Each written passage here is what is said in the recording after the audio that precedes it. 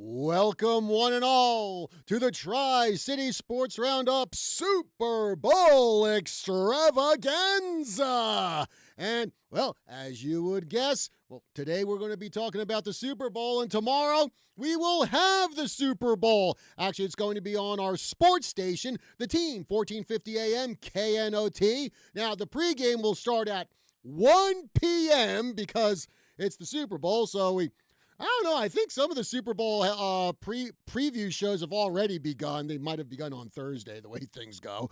But at least for the Team 1450, pregame show over there tomorrow will start at 1 p.m. Kickoff scheduled to start around 4:30 or thereabouts once they get through all the ceremonial stuff. And then, of course, we will have the Seattle Seahawks taking on the New England Patriots. And what we've got for you on the show today, coming up a little later on, we're going to be talking with Prescott High School football coach Cody Collette. He will give us his take on the Super Bowl. And, as we always do on this show this time of year, the day before the Super Bowl, later on in the show, we will have our local athletes giving their Super Bowl picks. So all of that is coming up here on the show. And today, going to do something a little different. I am going to forego my normal monologue because, again, this is all about the Super Bowl today. I thought it'd be kind of fun to go back in time to the 1960s and talk about the very first Super Bowl. Not only talk about the very first Super Bowl, but talk to someone who was actually in attendance at that very first Super Bowl at Los Angeles Memorial Coliseum. And that would be a man who, well, you actually heard on the air with me last night when we were up in Flagstaff broadcasting the Prescott-Flagstaff girls basketball game, which, oh, by the way, Prescott won 46-36, sweeping the season series with the defending state champions Flagstaff, and for the first time in 17 years, winning the Grand Canyon region title. So let's go to the phones right now. And on the line with us, I have my partner on the air, along with Prescott athlete, coach, teacher, and Prescott Hall of Famer, Kelly Cordes. Hey, Kelly, good morning, and thanks for joining us. Good morning. Thanks for having me. All right, so Kelly, and we've had this conversation before about how, yes, you were at the very first Super Bowl held at the Memorial Coliseum, and kind of funny it's that, for some people, they really didn't even call it the Super Bowl back then. It was referred to as the Super Game. Yeah, the program, which I still have, it's entitled the AFL-NFL World Championship Game. And, there was quite a bitter rivalry between the two leagues. And it took several years for the two leagues to finally come together. And that happened on January 15th, 1967. And my father, Cal Cordes, was actually in charge of athletic intramurals at Prescott College, and that was the very first year that Prescott College started in fall of 1966. And he got to know several students who had parents that lived in Santa Monica, and I remember going over to their house the night before the game, that's talking to those students at Prescott College, the very first year of Prescott College.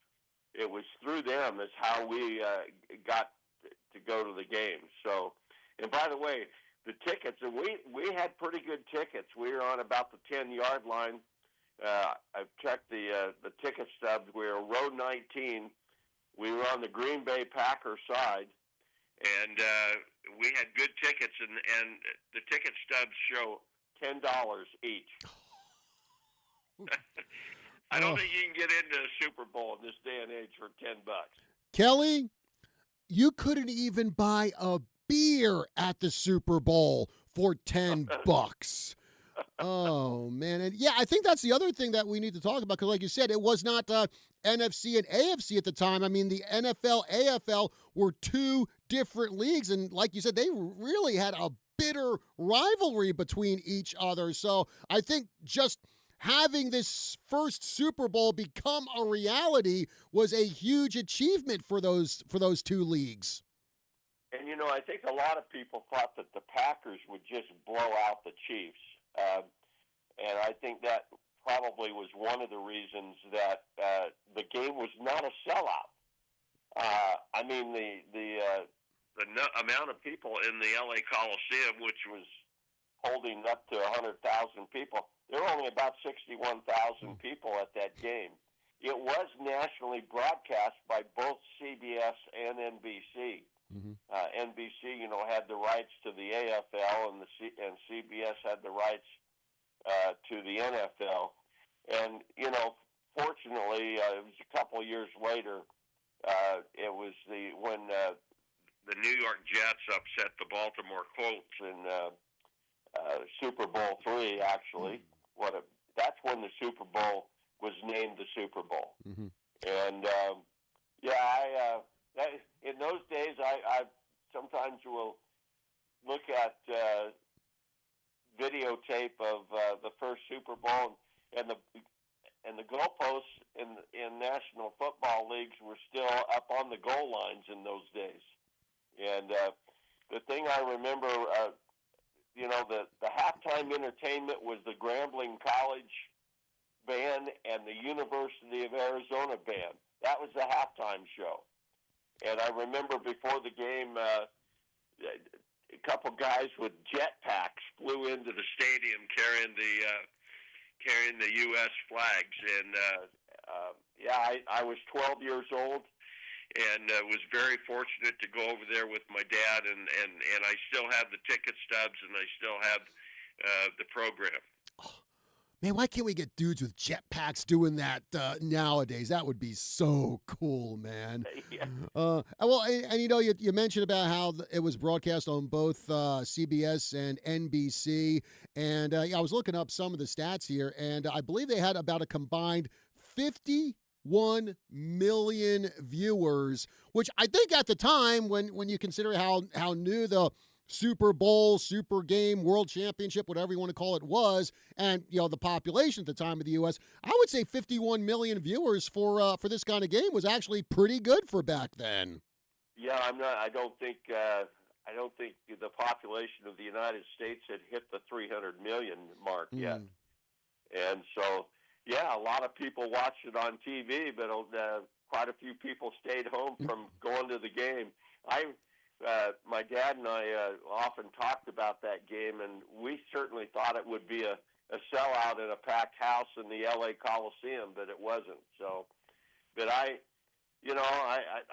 we got to see Vince Lombardi, and we got to see Bart Starr, and Hank Stram, the head coach of the Chiefs, and Mike Garrett, the really good running back that the Chiefs had out of USC, and so Mike Garrett actually was playing in a game that he at a venue that he had spent his college days playing in. Mm-hmm. And when it comes to the game, actually, it was the first game, but I think the game itself probably wouldn't go down as one of the greatest in Super Bowl history. Green Bay kind of rolled over Kansas City. Final score was 35-10. In fact, Kansas City scored all 10 of their points in the second quarter, but I guess still it's like, it may not have been like the most exciting game, but hey, you got to start somewhere with these things. Well, it was a ball game at the half. It was only 14-10 at the half. Kansas City never led in the game. Green Bay, was in the lead the whole way, but it was a very competitive game. And then the Packers scored 2 touchdowns in the third quarter, and didn't allow the Chiefs to score the rest of the way, and that they put away the game in the third quarter. Yeah. All right. Well, my partner in crime, Kelly Cordes, along with hearing him as my color commentator on our Prescott basketball broadcast. Again, former Prescott athlete, former Prescott coach, former Prescott teacher, and a member of the Prescott Hall of Fame.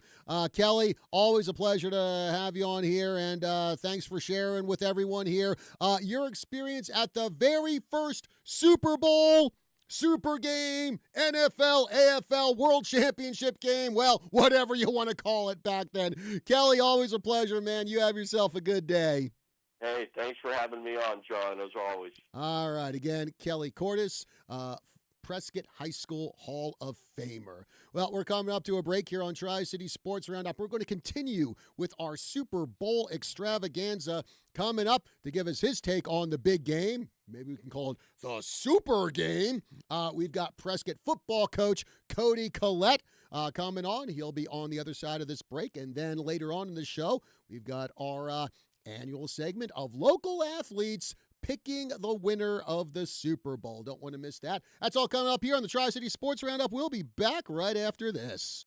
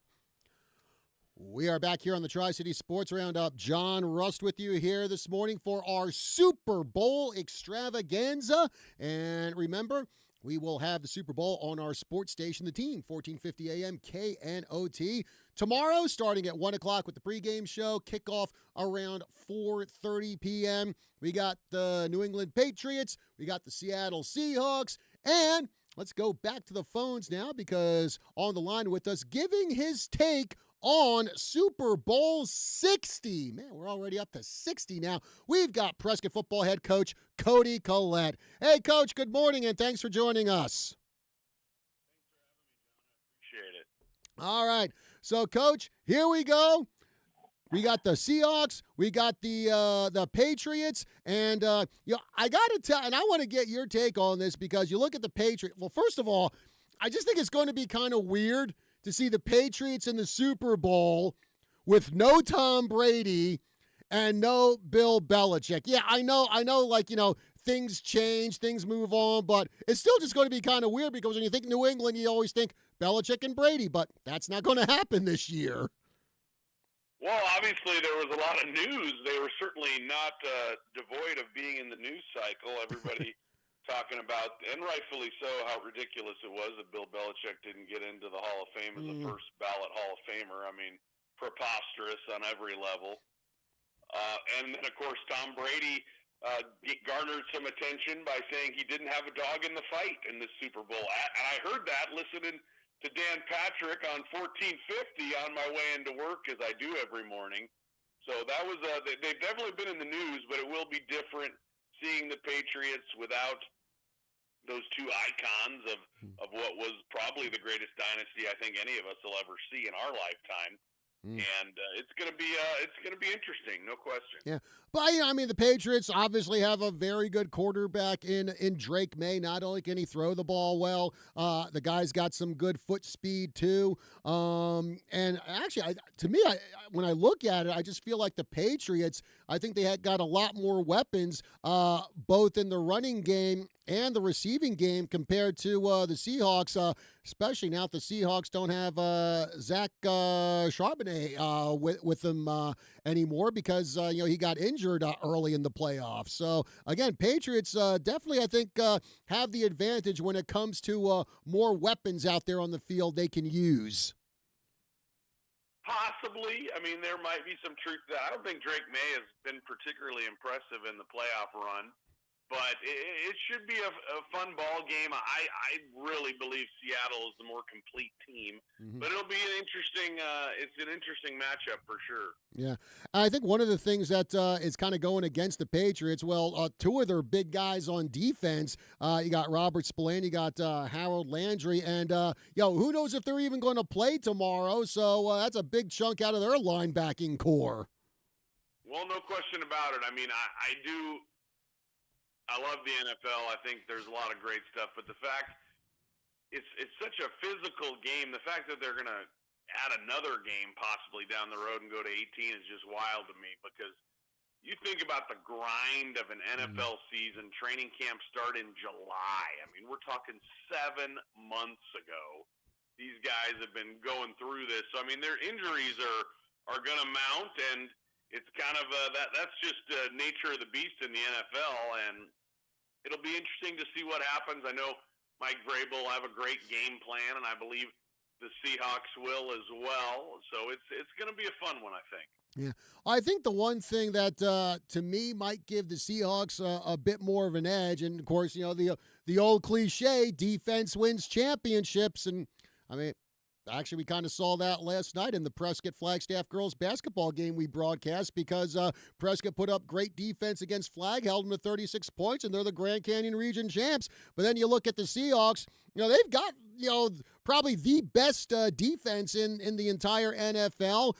They've registered 47 sacks. They've picked off the ball 18 times. They hold their opponents to under 20 points per game. And then when you look at the way things are going with New England, and their offensive line has improved, but I look at that 47 sacks they've given up. I look at Seattle's defense, and I'm like, you know what? If they push around that offensive line, it's going to be a long and miserable day for Drake May.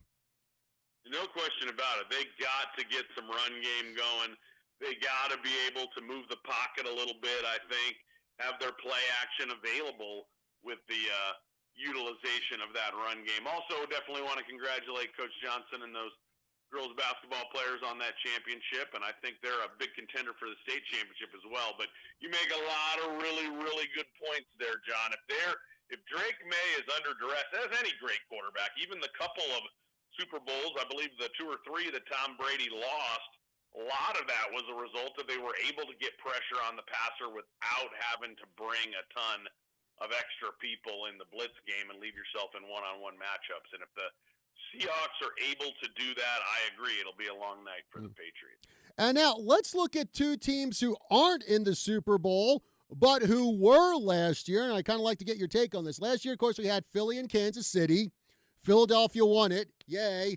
Now this year, Kansas City didn't even make the playoffs. And I'll be honest, the Eagles, to me, starting maybe a quarter of the way through the season till they lost to San Francisco in the playoffs, they just played lackluster. It's like they played good enough to make it to the postseason, and just good enough wasn't going to cut it in the playoffs as they found out getting knocked out in the first round. And Coach, I know that Super Bowl hangover might be a cliche, but what is your take on the two teams that were in the Super Bowl last year? One didn't even make the playoffs, and the other, the defending Super Bowl champion Eagles, they get knocked out in the first round.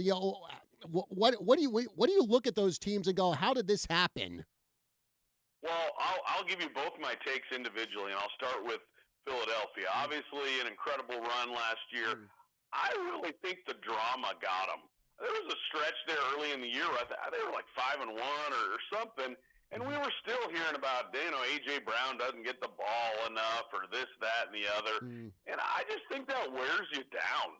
Like, you just won a world championship, and you're playing well this season, and all we're worried about is me. And quite frankly, it makes me want to heave.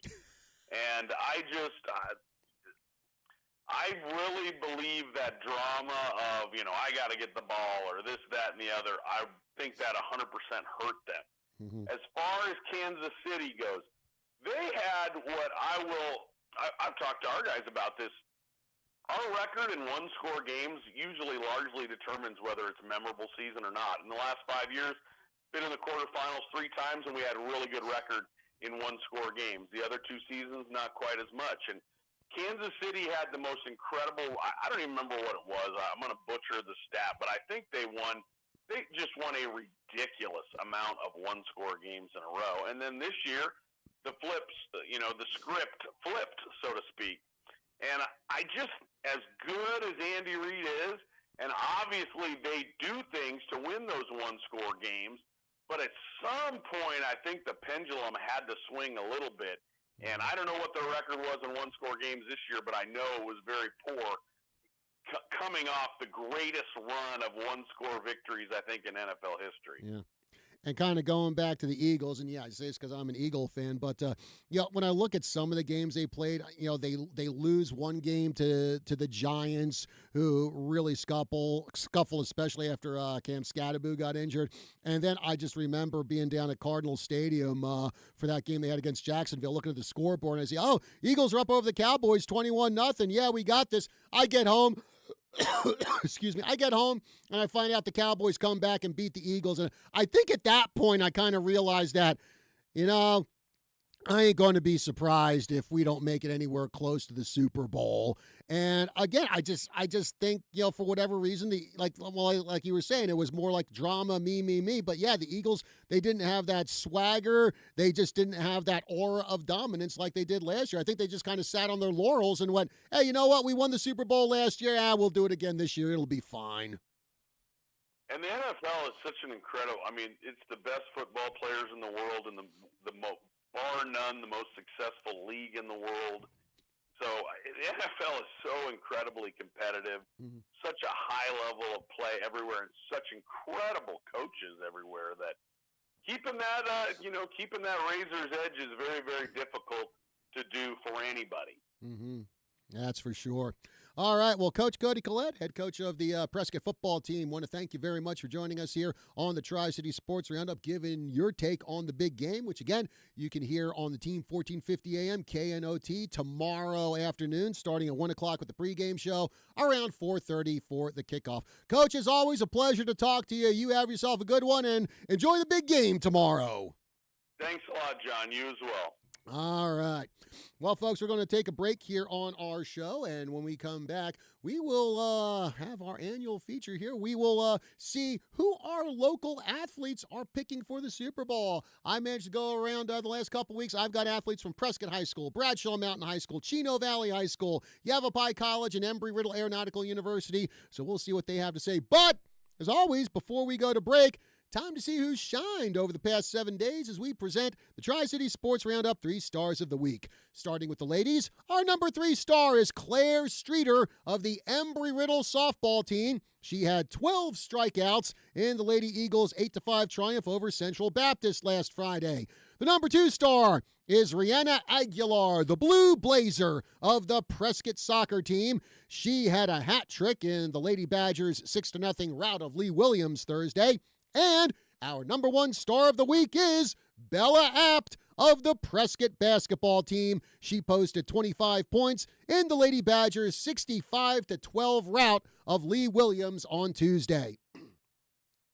Now for the guys, our number 3 star is Angel Sanchez of the Prescott soccer team. He scored both goals in the Badgers' 2-0 win over Bradshaw Mountain Monday. The number 2 star is Drew Jolly of the Prescott basketball team. He registered 23 points in the Badgers' 72-54 win over Bradshaw Mountain last Friday. And our number 1 star of the week is Noah Gift of the Embry-Riddle basketball team. He garnered 26 points in the Eagles' 79-78 loss to Arizona Christian last Saturday. Congratulations to all our 3 stars of the week. Break time here on the Tri-City Sports Roundup. We'll be back with more right after this.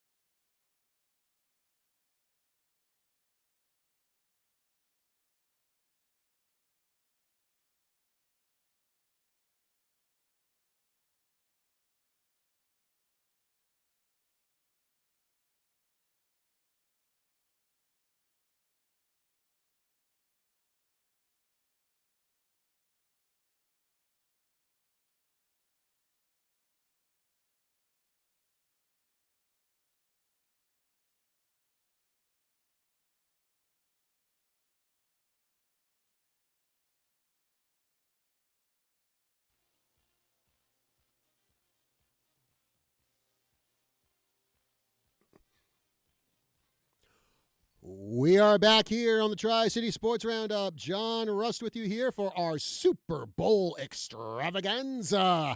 And, of course, we've heard from Kelly Cordes talking about his time at the very first Super Bowl, or Super Game, whatever you want to call it. And, of course, Coach Cody Collette from Prescott Football called in, give us his take. Now let's go to our local athletes and see who they were picking for the Super Bowl.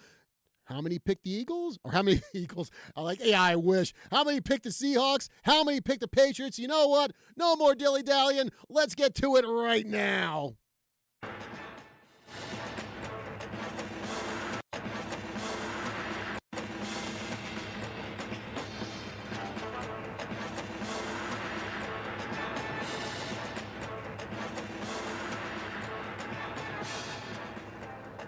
This is Alea Cabral of the Embry-Riddle volleyball team, and my pick to win the Super Bowl is the New England Patriots because I hate the Seahawks.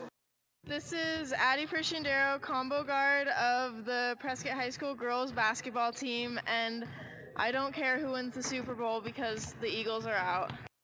This is Amari Lawrence, shooting guard of the Yavapai College men's basketball team, and my pick to win the Super Bowl is the Seattle Seahawks. I feel like they just got way more talent than the Patriots, and I think they got what it takes. This is Andrew Lyon, shooting guard of the Yavapai College men's basketball team. My pick to win the Super Bowl is the Seattle Seahawks. I think the way they played in the NFC Championship game, I think, showed how competitive they are and how overall well-rounded they are, so I got them.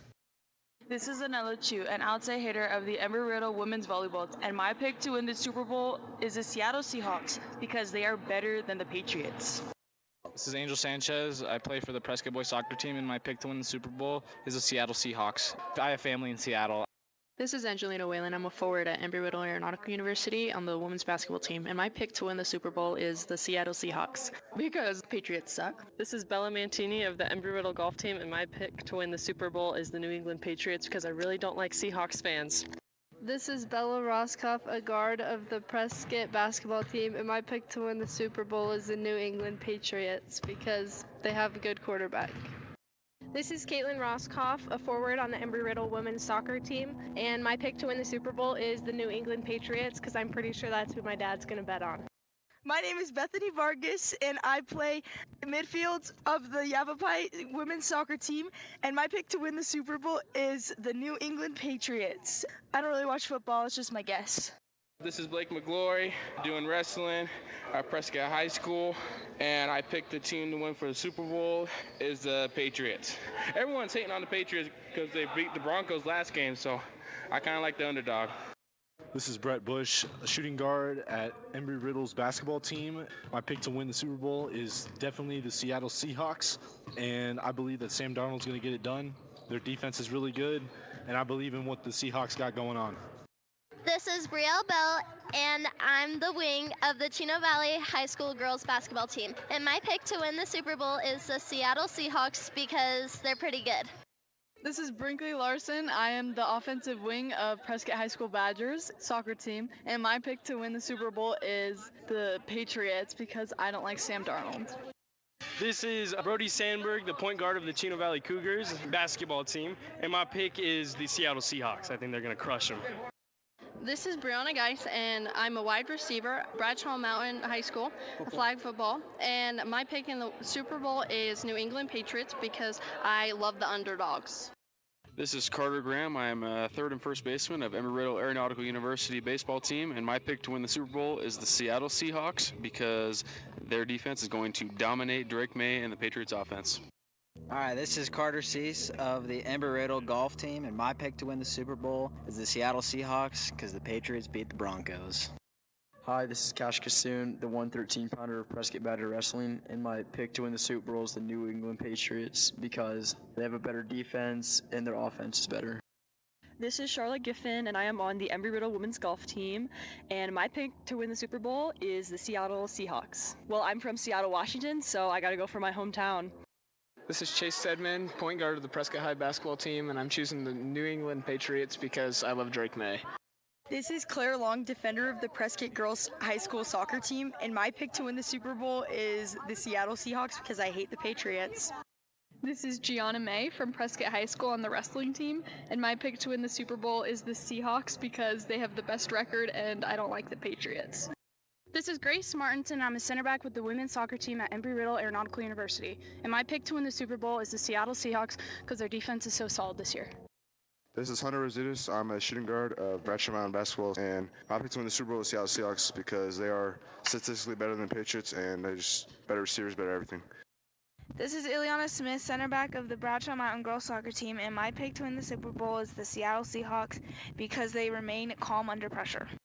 This is Isaiah Wong, point guard of Embry-Riddle basketball, and my pick to win the Super Bowl is the Seahawks. Their offense is good, their defense is pretty hard, they're pretty good. All right, this is James Warren. I'm an outfielder at Embry-Riddle. I'm on the baseball team.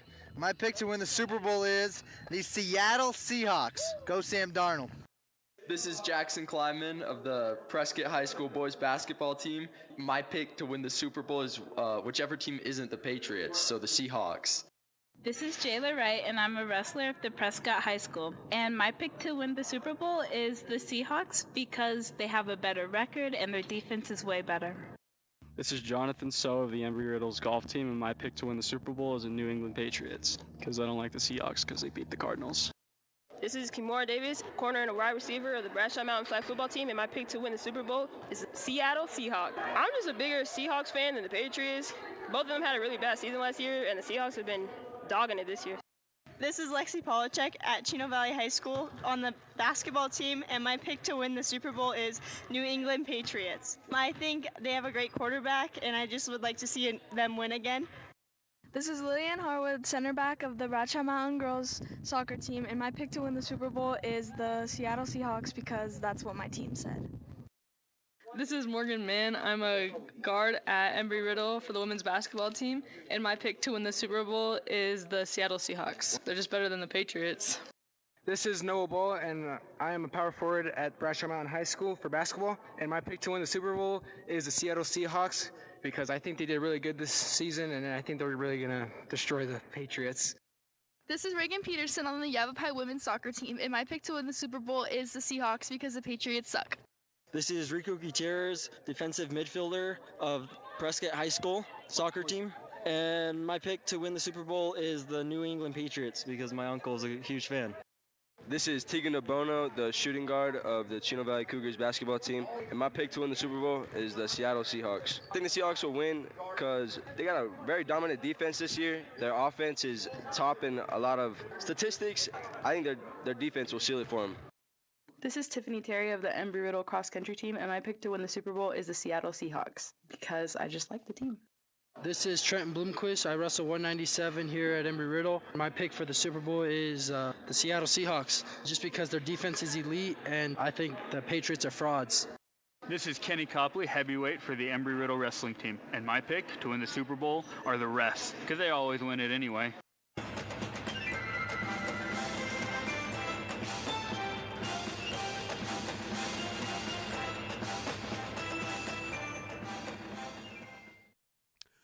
All right, folks. Well, there you have it. Our local athletes making their Super Bowl picks, and let's break down the numbers here. Well, Seattle overwhelmingly took this segment. We had 28 athletes pick the Seahawks to win the Super Bowl, only 13 picking the Patriots. Well, then we had one who said, Addie Pushendero said she doesn't care who wins the Super Bowl because the Eagles aren't in it. Yeah, let's make that two because I think that's going to be my pick as well. I don't care who wins because the Eagles aren't in it. And, well, Kenny Copley, All-American heavyweight from Embry-Riddle, picking the refs. Why not? So there you have it. I want to thank all our athletes who took part in our Super Bowl segment for their time to make this. Very, very appreciative of it. And always fun to throw that in there. It's like, sometimes you get enough of the in-depth, serious analysis. Sometimes you got to have a little fun with this. Anyway, okay, I'm not going to say I don't care who. Well, technically, I guess I really don't care who wins, but I got a sports show here, so I got to pick someone. And, well, I think, after you heard the segment we had with Cody Collette and giving some of my opinions on both teams, I got to go with the Seahawks. And again, the one thing that just really I know they've lost Zach Charbonnet, one of their really good running backs, but the thing that just sticks out to me with the Seahawks is when it comes to their defense. And I look over on the Patriots side, and those 47 sacks that the Pats O-line has given up this year, that just for whatever reason just really sticks out to me. And you look at the way things are with in fact, the Seahawks have actually registered 47 sacks this year. They got one of the best defenses in the NFL. And I know as an author you're not supposed to use cliches, but sometimes those cliches are true. And the cliche of defense wins championships, well, I think that's what's going to happen. I think it's going to be the Seattle Seahawks defeating the New England Patriots. We shall see. We shall see tomorrow. Just hope it's a good game, not a blowout, because those are never fun. And well, I guess, the people who have listened to this show for a long time and know what kind of music snob I am. They're probably wondering, so, John, are you going to skip the Super Bowl halftime show? There's probably a really good chance I will. There's part of me that was like, maybe I'll watch it, if only for fodder for next week's show. And then I'm going, well, you know what? It's like, how many times over the last several years have I come on the week after the Super Bowl and have done my usual complaints about the halftime show? That sucks. I can't do. Why is it always rap and hip hop? These artists aren't very talented. It's almost like, it's kind of getting repetitive. And I'm like, do I want to be repetitive on this show? So I don't know. Actually, the party I'm going to, they might just forget about the Super Bowl halftime show and flip over to that Turning Point USA halftime show that they're doing, which I think Kid Rock's going to be in it. I actually like some of Kid Rock's music, and I believe Ted Nugent's also going to be part of that. And I mean, the Motor City Madman, you can't go wrong with that. So we will see. Like I said, I don't know if I'm going to watch the Super Bowl to just rag on it on next week's show. Again, it gets to a point where it's like, it's almost like it's just so predictable what I would probably say about the halftime show. And also, just so you know, before the show, I actually did listen to a couple of Bad Bunny songs, and my opinion, the dude is lame. His music is lame. His singing style is lame. And I'm like, how did he get to be so popular? His music does nothing to me. It doesn't amp me up. It doesn't pump me up. It's not like you put on a Sabaton song and they sing about tanks or battleships or Joan of Arc or Genghis Khan. And I'm like, yeah, oh yeah, I want to pick up a sword and go charging into battle. I don't get that with Bad Bunny. Bad Bunny, I just sit there and go, yeah, okay. Kind of the same with Billie Eilish, because again, just out of curiosity, after all the rigmarole and controversy she caused, I actually did check out her one song, Bad Guy, and she doesn't even sing. She just whispers and mumbles. It's like, how does someone win a Grammy like that? It's like, come on, like, when was the last time the Grammys actually meant anything? So, yeah, I guess I can understand why she would win it, because the Grammys aren't about talent anymore. And I'm going to say it again. What they should do for Super Bowl halftime show, do rotating genres. 1 year, rock or pop. 1 year rock or metal. Next year, pop. Next year, rap or hip-hop. Next year, country. And just rinse and repeat. But obviously that's not going to happen because the NFL doesn't really give a you-know-what about their fans. Anyway, that's my opinion. The heck with the halftime show. Again, just hoping for a really good game tomorrow between the Pats and the Seahawks. And again, that game can be heard on the Team 1450 AM KNOTR Sports Station, 1 p.m. for the pregame show, and then around 4:30 p.m. for kickoff. And before we depart the airwaves, want to say big congratulations to Coach Jamie Johnson and the Prescott girls basketball team for their just gritty, gutty win over Flagstaff last night. A game we broadcast on the team. 46-36, the final score. Prescott, for the first time in 17 years, region champions. Also, congratulations to the Prescott girls soccer team. Last couple of weeks, they knocked off some top 10 teams to really move up in the PowerPoint rankings. Thursday, Prescott, who was number 13 at the time, took on number 7, Lee Williams, and just thrashed them 6-0. Last I saw, they moved up to number 11. So best of luck to Prescott girls soccer in the playoffs. And hopefully the bite wound that Jade Furr had in Thursday night's game has healed. Yes, one of the Lee Williams players actually bit Jade Furr on the arm. Yeah, everyone's, Scott and Andrew, our producers here, just looking at me like, what? It's like, yeah, Jade Furr got bit. She was even showing it to me. He's like, yeah, here's where she bit me. Here's the bite mark. And I don't know, hopefully Jade has a tetanus shot scheduled after that. Why girls bite each other in soccer games, I don't know. Anyway, folks, that'll do it for our show today. Thank you very much for joining us. We'll see you again next week. Have a good one.